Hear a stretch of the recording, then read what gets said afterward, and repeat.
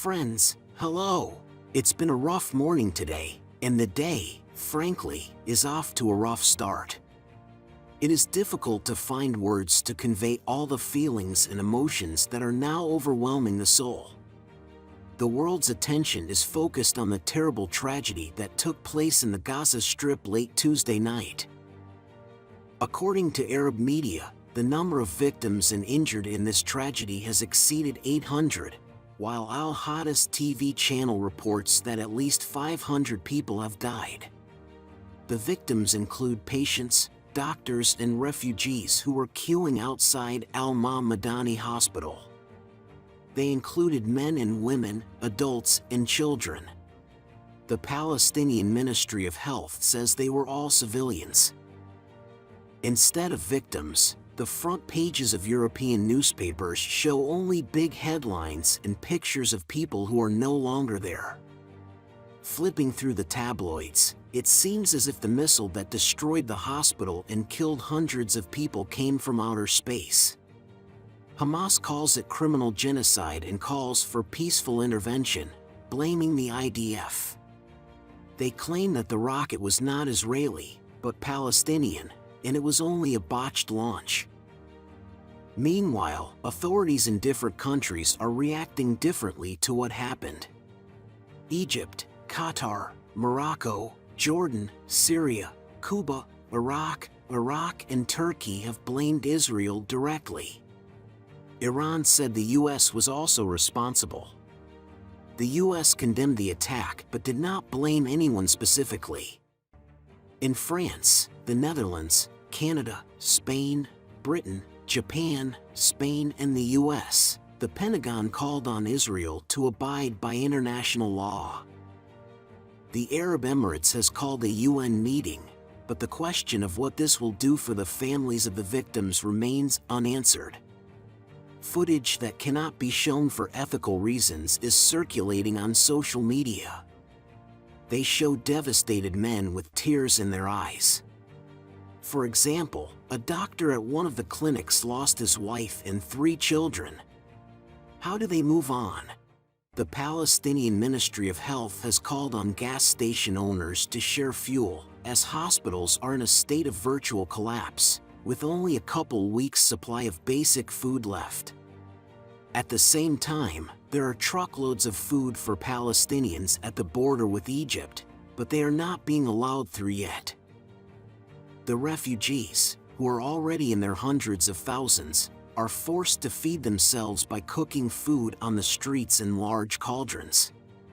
According to the representative of the UN World Food Program, $74 million are needed just for emergency aid to the people of Gaza in the next 3 months. In addition, the United Nations organization warns that due to the lack of drinking water in the sector threatens an outbreak of infectious diseases. It is reported that more than 3,000 people have been killed in the Gaza Strip since the escalation of the Palestinian-Israeli conflict, including hundreds of children, and some 14,000 people have been injured. Many have been rendered homeless and forced to flee their homes. About 1 million Palestinians have gathered on the border with Egypt, but Cairo says it cannot accommodate such a large number of people. A senior Egyptian official said if there was a mass influx of Palestinians, they would be sent to Europe. People left without a home and a homeland, in a foreign land where, masks off, no one wants them. Let's dwell on the Middle East for a moment. U.S. President Joe Biden is flying there today to express support for Israel. The White House also says he intends to ask some uncomfortable questions of Prime Minister Netanyahu. The day before, German Chancellor Olaf Scholz was visiting Tel Aviv, and a somewhat comical situation occurred. Due to an air alert, the German head of state and his delegation had to be rushed off the plane and were even asked to lie on the ground right on the runway. The DP news agency reported that Scholz had previously already come to the shelter at the German embassy because of the missile alert, where he spent a few minutes. By the way, during his visit to Albania, Scholz turned on Biden mode and even got lost on the red carpet by stepping over it, but then found the right direction. That's how it is sometimes in the world of diplomacy. So now let's move on to other news that has to do with natural disasters and the daily lives of ordinary people. This is what happened in Nizhny Novgorod. Unexpectedly, bad weather came over the city. Downpours with snow and wind gusts of up to 30 meters per second hit the city. As a result, trees were fallen and power lines were damaged. Due to this weather, the local airport was temporarily closed on Tuesday. Utility services were actively working on the streets, but traffic on the roads is severely hampered. Most notably, the exits and approaches of all bridges were effectively blocked, with many cars unable to move forward on bald tires. Drivers tried to help each other by pushing cars, but in most cases it was unsuccessful. According to forecasters, such bad weather will continue in the region for the next 24 hours. A serious forest fire has broken out on the east coast of Australia, in the state of New South Wales, according to local media. The situation is complicated by strong winds, dry and hot weather, which is contributing to the rapid spread of the fire. The fire is approaching residential homes, and at this point we know of at least one dead person. His body was found next to a burned-out bulldozer and his identity is still being determined. Preliminarily, it is believed that he died trying to protect his home from the fire. The fire has so far covered an area of approximately 11,000 hectares and containment appears to be extremely difficult. The weather is expected to change over the weekend, with rain predicted and wind subsiding. However, at this point, residents are already being prepared for possible evacuations and are asked to closely monitor messages from emergency services. At this time, the state of Florida in the United States is trying to cope with the consequences of the tornado. Emergency services are actively working, removing the consequences of the storm, removing fallen trees, restoring power supply and providing assistance to residents whose homes have been damaged or destroyed. Local media have already labeled the incident a disaster. The tornado hit the region on Saturday, October 14th. In the town of Crystal River, wind gusts reached 60 meters per second. According to locals, very few homes were left untouched and many lost their roofs and walls were destroyed. Even cars were being lifted into the air by the wind. There is no word yet on casualties or fatalities, and the extent of the damage is still being calculated. The time it will take to restore infrastructure remains unknown. Two passenger trains collided at the Sintola station near the city of Jakarta on the island of Java in Indonesia, leaving at least 32 people injured, according to the latest reports. The incident happened when two trains, Arga Wilis and Arga Semeru, failed to avoid collision. First, one of the trains derailed and then was pushed by the other train. There were more than 750 people in the carriages. Fortunately, serious consequences were avoided and most of the injured had minor abrasions and bruises. 3 passengers were taken to hospital for further medical examination.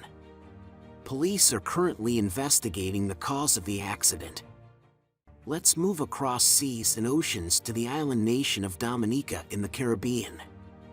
This region recently experienced intense rains that resulted in flooding. One of the most affected settlements was that of Villa Vasquez. After the downpours, water streams spilled over the streets, making maneuvering for drivers extremely difficult, and some houses and stores were flooded. It should be noted that, according to preliminary reports, no one was injured and rescuers have not received information about casualties. The island of Cardi Souk in Panama, located in the Caribbean Sea, is under serious threat and is literally being swallowed by water. scientists warn that the indigenous population of this island may be forced to relocate to safer places. They attribute this dramatic rise in water levels to climate change. It is predicted that at this rate, Karti Suk Island could be completely underwater by 2050. Currently, the island is densely populated and built up, with many houses standing on stilts. Local residents are doubtful about the idea of relocation because they grew up on this land and do not want to leave it. The exact date of the mass relocation has not been set yet, but it is expected that the first group of those wishing to leave the island and develop new places by the end of this year.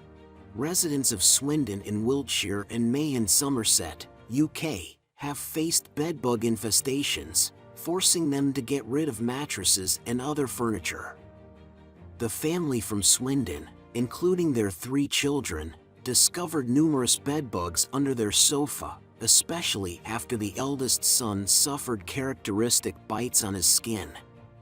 The mother of the family said that they had already contacted professionals twice to treat the room with insect repellent. However, after a few days, the bedbugs returned again. Experts note that bedbugs can appear in any city and in different places, including hostels and 5-star hotels.